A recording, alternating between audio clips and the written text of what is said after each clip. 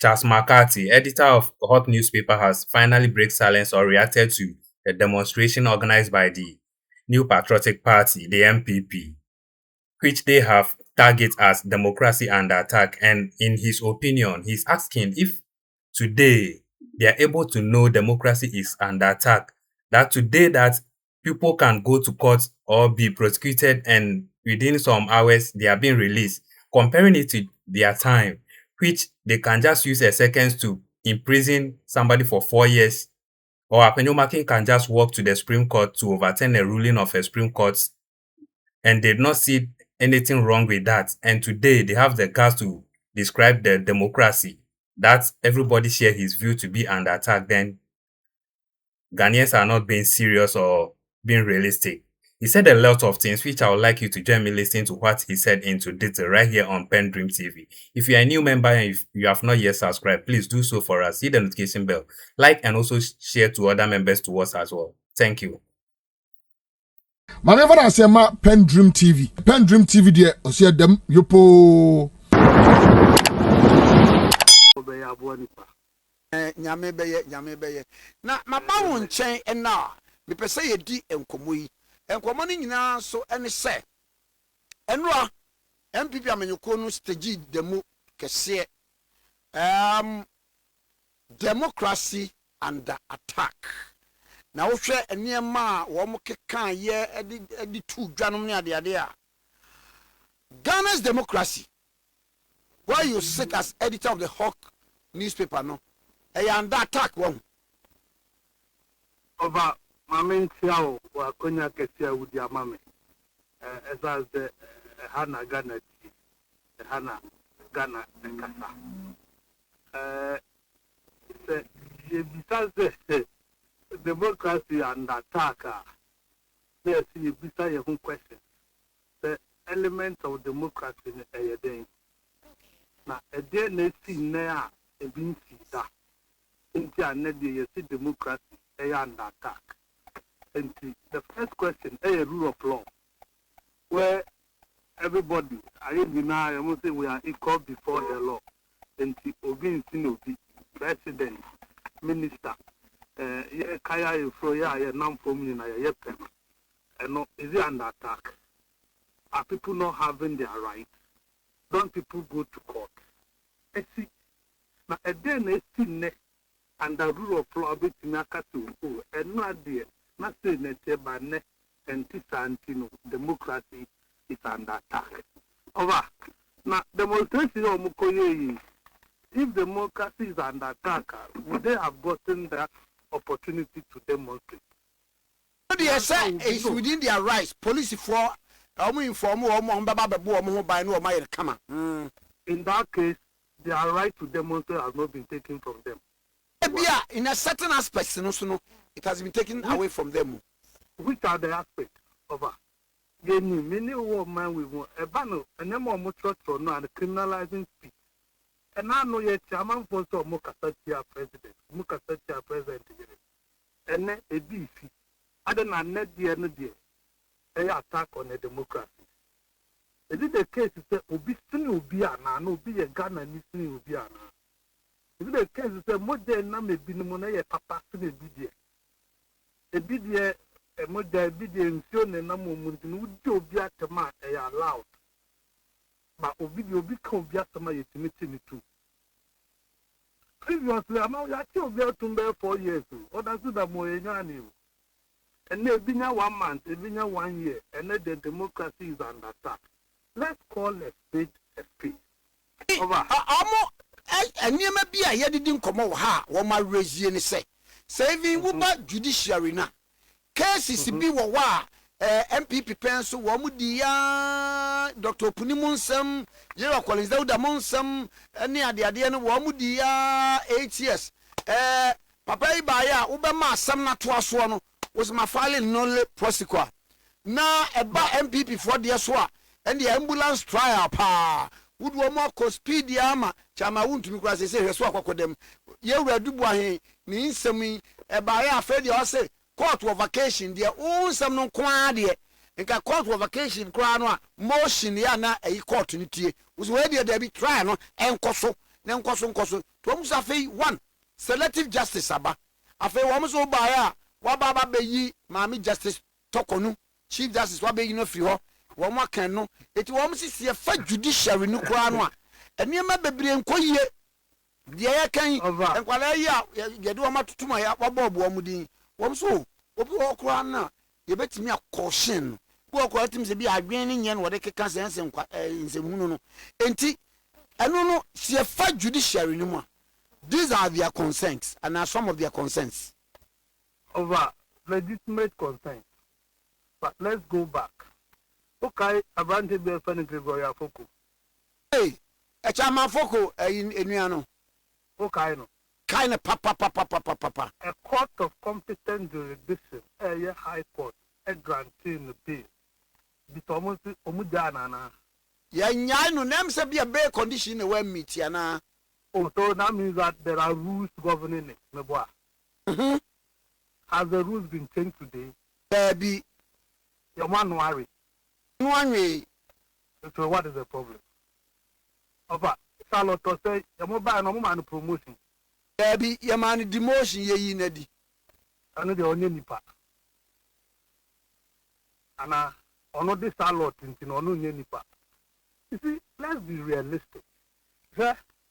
The Catholic democracy and attack when deliberately undermine the principles, the processes, the institutions in a democracy, any bit democracy or democracy is under attack. Over attacking democracy can be within government, it can be external forces, any bit can be from opposition. We in this country, a lawyer for Union Makasano, for including Nana Boati, Henry, Nana Boati, Nana B. Only a miracle Ghana ha, and I two Ghana ha. You have 48 hours within which to be granted bail or moved to court. MPP has demonstrated against Amanfo Ayachi to 48 hours in Maya. Are they not attacking the democratic institutions? What have they not said about Yoko in this country? A day no one can fight judiciary home. A day everything took parliament to court. Yes. They took parliament to court. A big that the lawyers will say too generic. The first time in the history of this country, the members of parliament, the parliament are court. They cast selective justice. Afenyo-Markin and never yet did. The boys we are no one yet decision. Something happened like that before in this country. So we be court and we are no one yet decision. Maybe the process was expedited. Oh, okay. So for Afenyo-Markin, they can expedite processes for him. But about Obidia, they cannot expedite it. Is that what we are saying? Are we fair? We are not being fair. You see, it is MPP's right over so many demonstrations. But what concern about Kokran say state agencies ni chiwo bia. Be condition pa ye di be ni pakro no. Say now we offense ya wo so committee na. Wo say say any number bia. Meaning say what is yin so concern ya. My case are concerned over. The point is that MPP of yesterday would have gone to court to challenge those processes. MPP na ye ni mono. They no na wo kwa anke be court I challenge these decisions of so-called institutions that omoma unreasonable bail conditions in their own words. You don't take to the streets. You don't brand a whole country's democracy as being under attack. Of course, you have a right to demonstrate, but the theme of the demonstration is a deficit.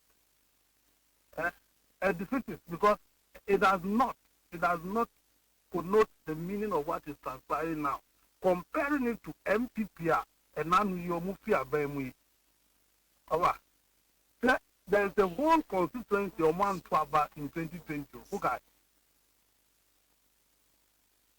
A whole constituency made up of Apapo, Central Coffee, lobby any little for their disenfranchised. Who say for 4 years they didn't have a representation.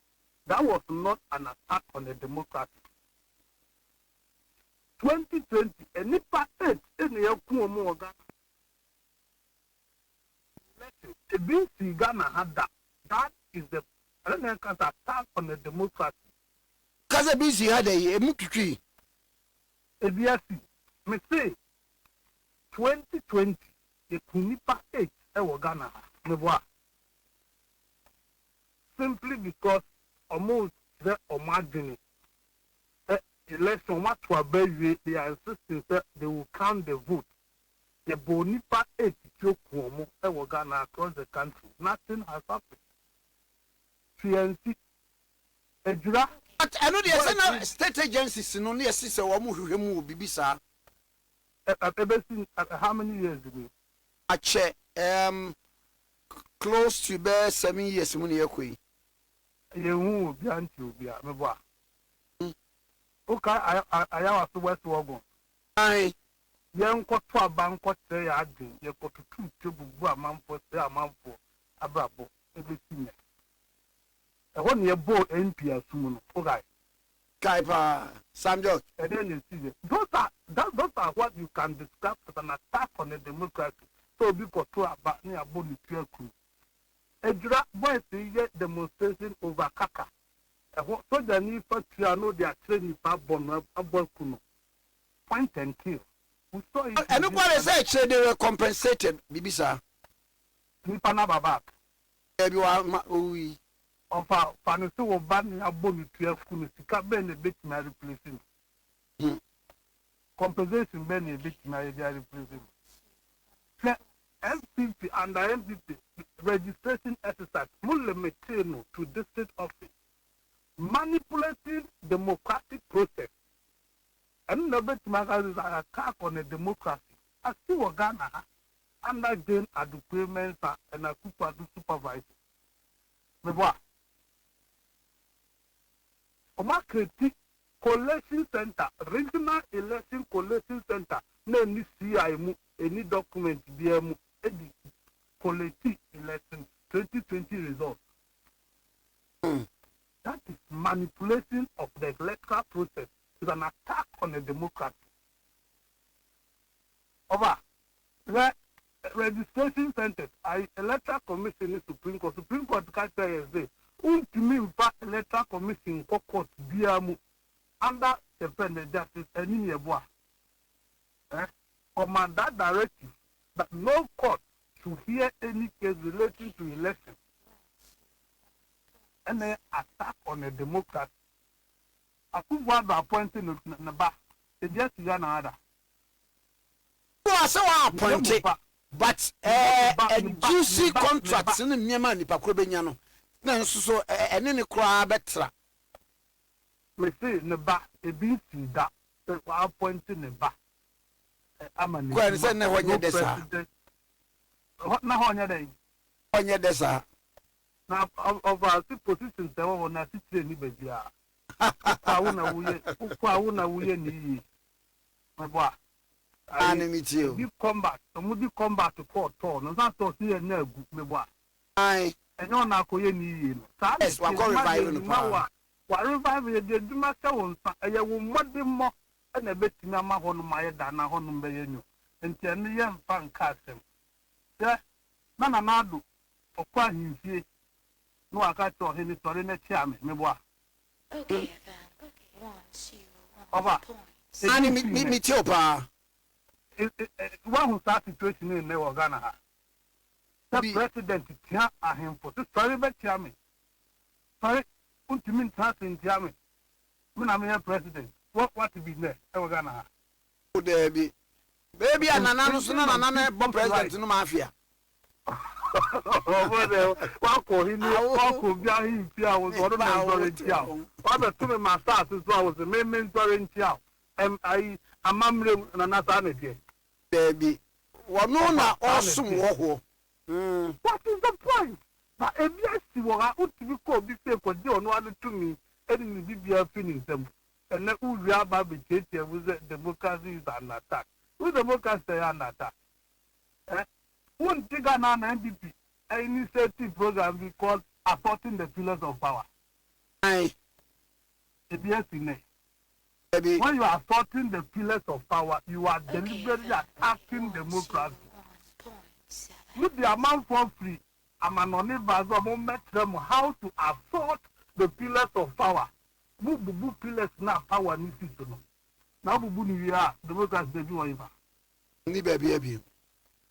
You have the right to obey demonstrate. You have the right to say the right thing. But if today MPP is saying that it is allowed to insult, and that insult is a normal life, Omunya mu no bi anko nani. No. Na obi beka se enura ene bi si ye ya na enya ene suso se yentimi nkasa I see enura ntino ene so esi ameyenka Enunti na ye also would demand a correct the mistakes. We are human beings and the laws are made for us. It is a piece of man and what now you do woman and ya. You have 87 MPs in parliament who describe themselves as a Okay, mighty then. minority. 1, 2, 1.7. The honest also must show might. Say no. You table laws and then for the Afenyo was the private members bill it me the parliament. One is that to question the laws. And that says you are contributing to the governance process. You are deepening it. But not just to run on teams. Creating an interest in say, oh my new moon yet. But Nanazi has spoken, he's been speaking, Obiacheno. baby Have you been arrested? What can I say before Mono? Omuno Muli demonstration, Omumu one or Martin say, not Wakatan to Yapacheno. ba ko anu o mo kra kan se be ayi dansan won to me issue ya e de ko to me galam say no campaigns ni bebre wo ho ba onu nko anu enam san ka wo be national chairman no na utimi tie na se matim se kwan afa so ade na kwakotum no wo mo say ene ka se se ne ke ye kire se san ko kire another campaign bi dey hu say oh ene ade no the government or the judiciary is fair e wono eye wo mo a point ba ko pa one point back bill so any say. So we share governance structure now. Say wow no be a day MPP ni muno. Oh ni aba bechew ni akofa miracle aboaje ni akofa we ni akofa we na ye chi hana ni ye chi we ni ye chi we. Eno so ye omo concern. And no one be so much. Then I have not account Ghana how my question. On the almost sikasem bi ntino No, I grant you onka bibia. I grant interview come I grant that. Bi And until then on one can and why didn't do my question. Yeah, come on for man what they were Ghana how more critical on government ye ni mom. We what? Ufa Samuel Uku or ye critical. Na na komiano one I criticize advice na komia. Obia question. there be Okay, then. That is the point. Then what I would try to tag out. And what I would try, you don't jump fire. And you wouldn't even say, their own Namanangazan is it if you live in glass house, you throw no stones. Wouldn't even say, oh, Asem, wouldn't even say, oh, Koyoku, also I know what yet to promote ye did. Yoku flower, ya wasem. Look bad the bona ne kwe yoku. Opa won to me asama omudi aben. You see, I say won to me akodem. Me I am paying for him, not because one body, and not because the man in your right. But young kind of painting, and there was citizens arrest they were gonna and war. Annie And to the MPP ni movie I will take galam say I will get kimping. I don't know monk what police station. Would they not be performing their civic responsibility? Most more Wamra, and you know, then one what you being come up, some running in near who's oh, ampa, the key way to buy any dear, Mujan or no Muta. You see, one to me is a bad example to even cite to begin with. Over. One to me is in court pleading or your plea bargaining. Ane. So will it be a better example for you to cite? The opposite to what some way da. Won't communicate the case. And no, I mean, So I bakwa omo raise eyes I am me concern eye the issue of insult amanyoko na obia ka bitia obia na wo mo se wese so yakodidi mampani atem wakodidi we atem oh na ya be chi no ya chi baba amando from Sunyan as a police station ni as a court ni wo he engran so dey Aminat kono wunia kuma wunia baye enu akwa mo sad ne ba court bi court order say enkoye pregnancy test ampasa e wanyem still na bail bond of 50,000 cedis dan tiri so akoda mo bonse akoya kura no wonu anu zongo no ote wonu kura no wo mo fi o mtim no mton go mbenya 50 eti na du ba bia wo mo the issue of insult ayenye but the kwanya ye fa so treating no no so something of worry. It's saying over monkeys they say play by size. Whatever be a wufi and kana why you did it. Let me say me pinti me ni atem. Me come atem e be we yan do ntimi mfame nkoko. Aminat we or the better no humfo. MPP a lawyer for bebre and no mo dig and back for who is now only lawyer. No man who lawyer be but MPP is citing Aminat to defend Omo or your Munipa. If you Aminat a cockpot, first I know only lawyer and no only lawyer. But no say be another demonstration into no lawyers and you see over MPP if they want to defend you no matter the situation, many lawyer ni back. Amanako mi aminia kwam prokusia di wo I afwa kwanumu wo. You see these are people you can use to go and defend the girl. Mumpa kwana semuti no madan. You don't want to be associated with Amina. If you want to be associated with Amina, then come the lawyer for who want to defend the girl. But amount for at the 5 million, 500 million in a people kwamunya be mutimi ekatifa be condition me boa. 50,000 and not demonstration of my placard and inquiry is more than 50,000. Every before to need your meeting with the man be when they are not taking physical cards. The way a TikToker, I mean not today too. Okay. Good to me, dear Barry, but Tampo could dinner woman be me boy. Annie, not bell bond near day.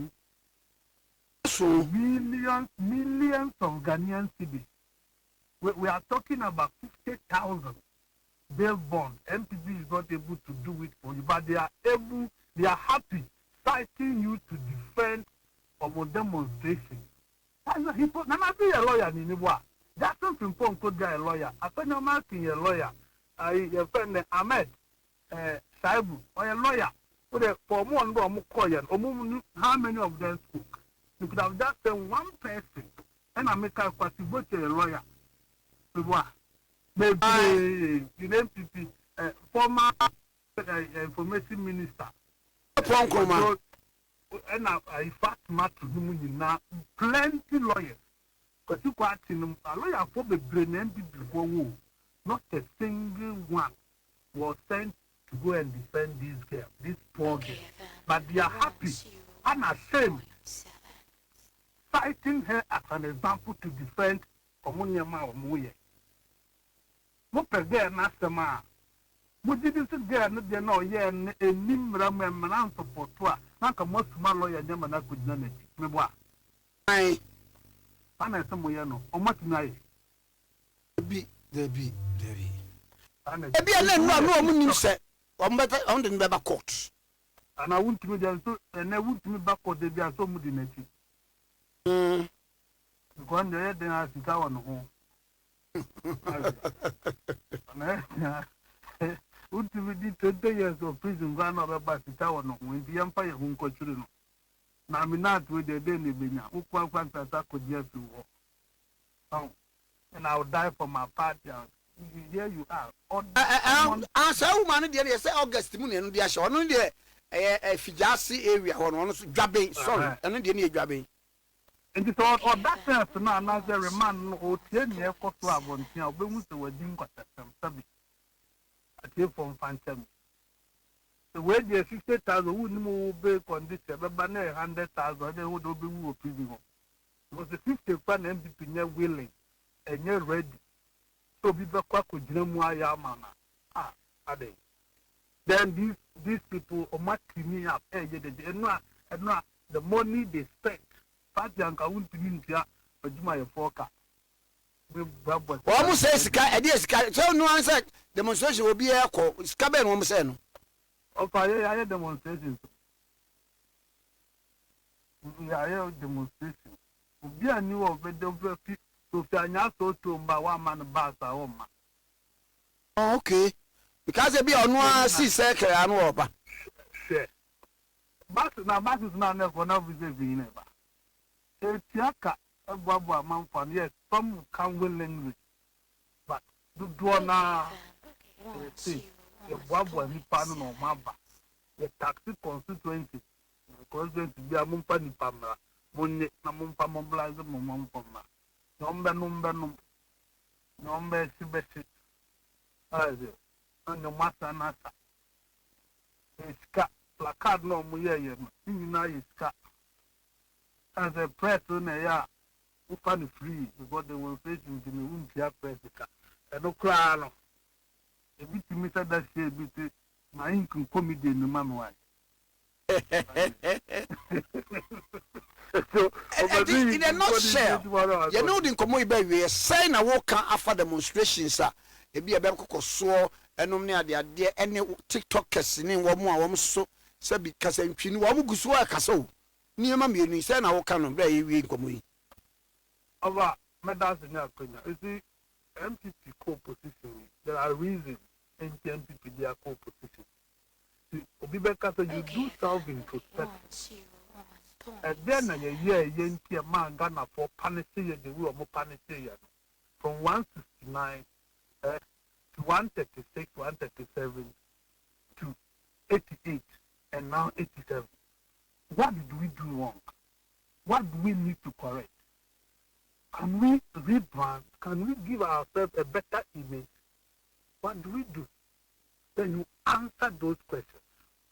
Now man for peace we're high-handed when it comes to Niamabi. You should be the last to even want to come and talk about selective justice.